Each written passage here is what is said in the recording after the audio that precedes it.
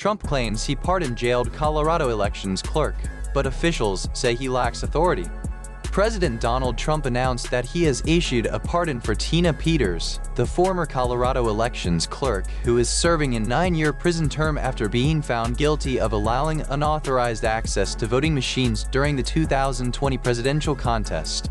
The conviction, handed down last year, included 7 state charges such as multiple counts of attempting to influence a public servant and a conspiracy charge for criminal impersonation.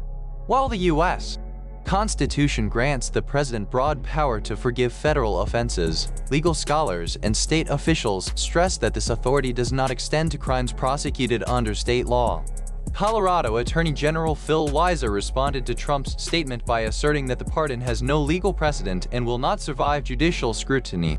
He emphasized that a president cannot overstep the limits of the Constitution by interfering in a state-level criminal case.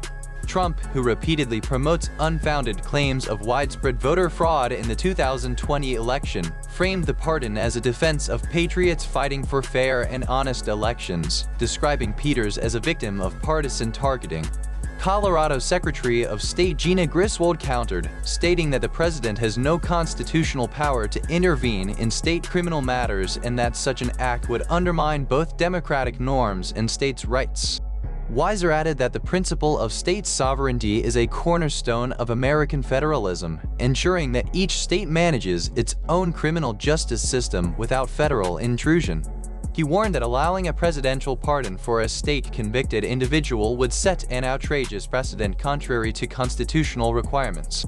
The case has become a rallying point for the election conspiracy movement, which continues to campaign for Peters' release.